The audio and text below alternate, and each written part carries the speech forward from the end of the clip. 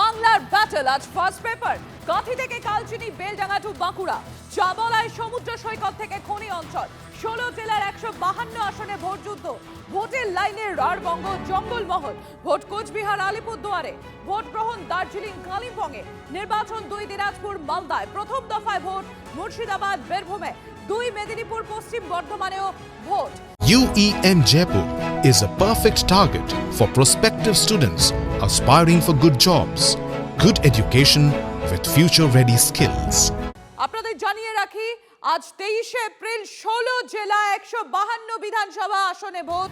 কোচবিহারে 9টি, আলিপুরদুয়ারে 5টি বিধানসভা কেন্দ্র, জলপাইগুড়িতে 7টি বিধানসভা কেন্দ্র, কালিম্পংয়ে 1টি, দার্জিলিংয়ে 5টি, উত্তর দিনাজপুরে 9টি, দক্ষিণ দিনাজপুরে 6টি, মালদায় 12টি, মুর্শিদাবাদে 22টি, বীরভূমে 11টি, ঝাড়গ্রামে 4টি, পুরুলিয়ায় 9টি, বাঁকুড়ায় 12টি, পূর্ব মেদিনীপুরে 16টি, পশ্চিম মেদিনীপুরে 15 এবং পশ্চিম বর্ধমানে 9টি আসনে ভোট গ্রহণ।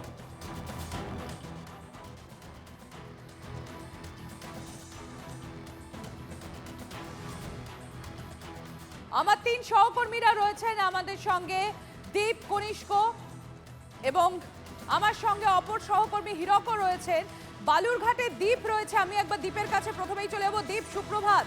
আর কিছুক্ষণ পরেই তো ভোট গ্রহণ প্রক্রিয়া শুরু হয়ে যাবে। এসআইআর এর পর প্রথম ভোট এই বঙ্গে। হাই ভোল্টেজ এই বিধানসভা নির্বাচন হতে চলেছে, আজ তার প্রথম দফা। তার আগে আবহ কি বুঝছো?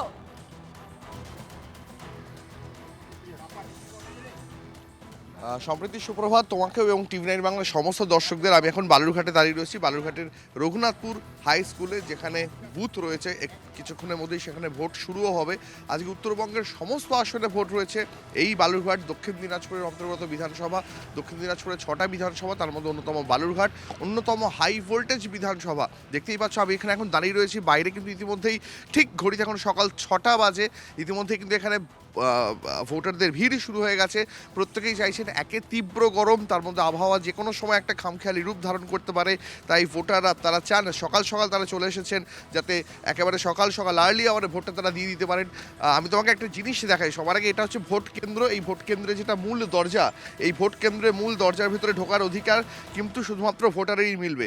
এখান থেকে যেখানে ভোট গ্রহণ কেন্দ্র রয়েছে, এই ভোট গ্রহণ কেন্দ্র পর্যন্ত যাওয়ার অধিকার কিন্তু শুধুমাত্র একজন ভোটারেরই থাকবে। এই গোটা জায়গাটাকে এই মুহূর্তে সিএপিএফ, কেন্দ্রীয় বাহিনী, উত্তরপ্রদেশ পুলিশ, তারা কিন্তু একটা লক্ষণ রেখা হিসাবে ট্রিট করছে। তার কারণ ভোটাররা এখান থেকে, একজন ভোটারই এখান থেকে পায়ে হেঁটে সোজা বুথ পর্যন্ত পৌঁছতে পারবে। দেখো, গতকাল মধ্যরাত পর্যন্ত আমরা যে কভারেজ এখান থেকে দেখিয়েছি, নাকা চেকিং থেকে শুরু করে গাড়ি থামিয়ে তল্লাশি, রাতের বেলা অতিরিক্ত নজরদারি, কেউ কিছু নিয়ে প্রবেশ করছেন কিনা শহরে, শহর থেকে বেরোচ্ছেন কিনা, সেদিকে যেমন কড়া নজর রাখা হয়েছে। অন্যদিকে যে ভোট গ্রহণ কেন্দ্র, সেই ভোট গ্রহণ কেন্দ্রে যত নিরাপত্তা বিধি ছিল সেটা কিন্তু গতকাল থেকেই চালু হয়ে গেছে। কি সিসিটিভি গতকাল থেকে শুরু হয়ে গেছে রেকর্ডিং করা, অর্থাৎ যা যা এই ভোট কেন্দ্রের ভেতরে গতকাল সন্ধ্যে থেকে হয়েছে পুরোটা এই সিসিটিভি রেকর্ডিং হয়েছে। আমি তোমাকে আরও একটা জিনিস দেখাই এখানে, এখানে জিনিস দেখাই। সকাল থেকে কিন্তু কেন্দ্র বাহিনী তারা কিন্তু এখানে আজকের দিনে যে যুদ্ধের প্রস্তুতি কার্যত বলা চলে, সেই যুদ্ধের প্রস্তুতি কার্যত নিতে শুরু করে দিয়েছে গোটা দিনের জন্য। এবং এর পাশাপাশি ভোটাররা তারা কি বলছেন সেটাও তোমাকে শোনাবো। সকাল সকাল টিভি9 বাংলার সমস্ত দর্শকদের শোনাবো। এই মুহূর্তে সরাসরি একবারে ভোটারদের সঙ্গে কথা বলবো, তারা কি মনে করছেন। একদম সরাসরি চলে যাব। কি মনে করছেন, ভোটটা আজকে নির্ভয় দেওয়া যাবে? হ্যাঁ। এখানে ভোটের কি মুড, কি পরিস্থিতি? শান্তিপূর্ণ ভোট হবে এখানে, অন্য কোনো অসুবিধা নেই এখানটায়। সকাল সকাল চলে এসেছেন ভোট দিতে। গণতন্ত্রের সবথেকে বড় উৎসব। কোনো অসুবিধা নেই, ভোট মানে খুব স্বাধীনভাবে ভোট হবে। এটা নিরাপত্তা কেমন দেখছেন? নিরাপত্তা একদম সঠিক নিরাপত্তা আছে, খুব শান্তিপূর্ণভাবে ভোট হচ্ছে, ভোট হওয়ার সম্ভাবনা আছে বা হবে।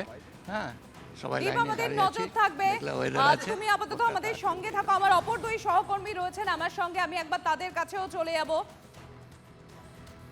ইংরেজ বাজার থেকে সুশোভন রয়েছেন আমাদের সঙ্গে, আমি একবার সুশোভনের কাছে চলে যাই। সুশোভন, আজকে যে সমস্ত হাই ভোল্টেজ কেন্দ্রগুলোতে আমাদের নজর থাকছে, তার মধ্যে ইংরেজ বাজারও অন্যতম।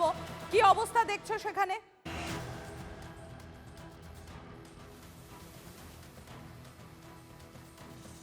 তার মধ্যে বেশ কিছু বিধানসভা রয়েছে, মোথাবাড়ি অবশ্যই, যেটা ভুললে চলবে না। আর নিরাপত্তা 172 কোম্পানি কেন্দ্রীয় বাহিনী আনা হয়েছে, একাধিক রাজ্য পুলিশকে এখানে দায়িত্ব দেওয়া হয়েছে। এবং তুমি দেখতে পাচ্ছ যে একেবারে যারা পুলিশরা এসছেন তারা কিন্তু উত্তরপ্রদেশের পুলিশ, তারা কিন্তু একেবারে বাইরে দাঁড়িয়ে রয়েছেন এবং লেখাই রয়েছে যে সিসিটিভি আওতায় রয়েছে এই জায়গাটি পুরোপুরি। আর এই যে তুমি বাসের জায়গা দেখছো, সব জায়গায় যেমন 100 মিটার যে একেবারে লক্ষণদণ্ডী যেটা বলা হচ্ছে, এই বাঁশের ব্যারিকেডটাই কিন্তু যারা নিরাপত্তা থাকবেন তারা দেখবেন। একবারে কেন্দ্রীয় বাহিনী যেহেতু 172 কোম্পানি, তার মধ্যে 1 কোম্পানি মহিলা কেন্দ্রীয় বাহিনী রয়েছে। এবং এই যে মালদা, এই মালদায় কিন্তু নিরাপত্তা যথেষ্ট আটশোটা করা হয়েছে। আর অন্যদিকে যদি বলতে হয় রাজনৈতিক যে বিষয়, সেখানেও কিন্তু যথেষ্ট বলা যায় যে আজকে কংগ্রেসের একটা ফাইট দেওয়ার দিন, তৃণমূল কংগ্রেসের নিজেদের জাহির করার দিন, আর অন্যদিকে বিজেপির নিজের মাটি ধরে রাখার দিন। তাই এইখানে কিন্তু ত্রিমুখী লড়াই, যেটা কিন্তু রাজনৈতিক মহলের কাছে যথেষ্ট গুরুত্বপূর্ণ আর নিরাপত্তার দিক থেকে নির্বাচন কমিশনের চ্যালেঞ্জ। একেবারে আমাদের সেদিকে নজর থাকবে, সঙ্গে থাকো।